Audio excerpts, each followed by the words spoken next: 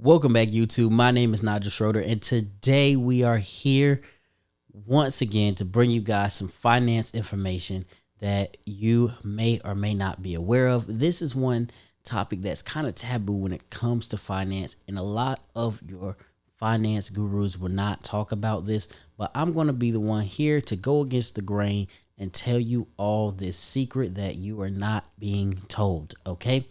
And that is today we're going to talk to you guys about why, if you are broke, you should not be saving, and also what you should be doing instead of saving. All right. So I'm going to tell you what you shouldn't be doing and what you should be doing with these extra allocated funds. All right.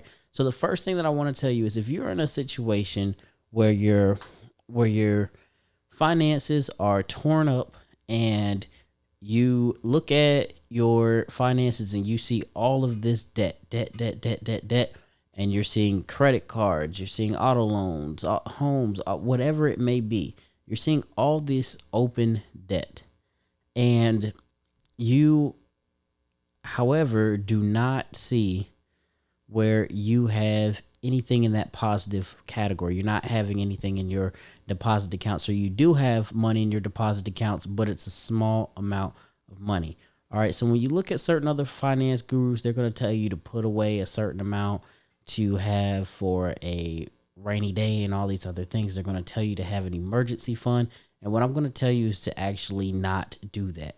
All right. What I'm going to tell you is if you are watching and you're seeing where people are telling you to use this debt snowball method, where you're paying off your smallest debts first and you're going up to your biggest debts last, that is not the best way to pay off debt. Mathematically, it is not the best way.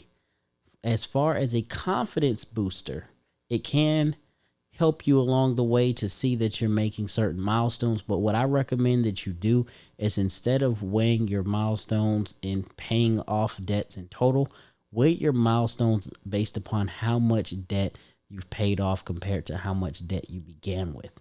I feel like that is a much more fulfilling route to go than to say I paid off 5 credit cards, but being able to say I paid off $10,000 is a much bigger and greater milestone. It feels a lot better when you word it to yourself like that. Now, when it comes to saving, I'm going to advise against saving, because when we save, what we're doing is we're sitting money to the side, and this money is not appreciating. It's not gaining any value. Okay. So when we're sitting money to the side, it's not gaining any value, and we're thinking that this money is our safety net. All right. However, this money is not our safety net, because this money that we're sitting to the side is not going to solve our problems if true chaos was to occur. We're already in a financially unstable situation. So what should we do next? Here's what you need to do. You need to pay off your highest interest revolving credit lines first. Highest interest revolving credit lines first. Preferably do the cash lines before your store lines.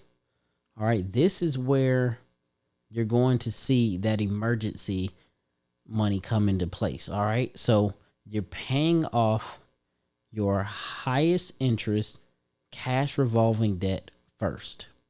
Then you're going to start to trickle down the line from there and pay down all your high interest debt first. That's revolving. And then you're going to want to start paying off your high interest debt that is installment debt. After that, you're going to free up some more money in your revolving categories and go ahead and pay off your low interest revolving debt. Then you're going to pay off your low interest installment debt. By paying off your debt in this way, what's going to happen is you're going to notice that you're going to be paying off mostly the debt that has the highest interest first, And you're going to be creating a safety net by building up your portfolio where you have money set to the side on this revolving debt that you can actually use to then be your safety net in the case of emergency. But because you know that this is going to cause you to go backwards, if you use those funds, it's going to motivate you more to look for other sources to make money rather than to spend money. So when you do so, it's going to allow you to build your report back up a lot faster. It's going to allow you to think a lot more before you make these decisions, and it's going to allow you to slowly but surely start to pay this debt off.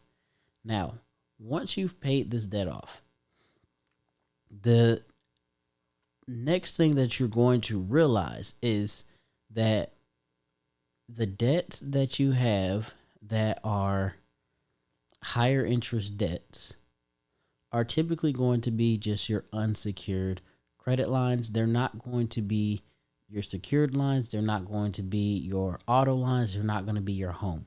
So you're going to be left with your largest debts last. And at this point, it gives you your largest debts with low interest rates.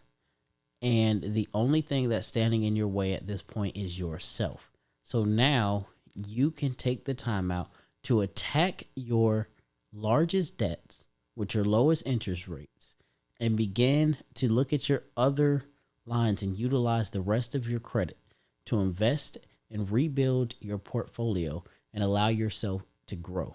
So once again, the method that I'm going to recommend that you're doing is not saving this money, because when you save this money, all that's happening is you're throwing it out the window because you're paying interest to the bank. So you have money sitting there, and that money is basically just an interest account. You're just paying the interest to the bank with the money that would be sitting in your savings. So we're not going to sit that money in our savings. We're going to attack our revolving lines with that money. So now that we're attacking our revolving lines with that money, we're minimizing the amount of interest that we're going to pay every single month. We're cutting it down, and therefore we are minimizing our payments as well as minimizing our debt, as well as allowing ourselves to climb out of debt faster and rebuild our credit reports a lot faster and get down to paying those key things like our homes, our cars off, and those things are going to in turn free up cash flow that's going to allow us to build, invest, and grow. So as always, thank you guys for tuning in. Thank you guys for watching, and we'll see you all in the next video.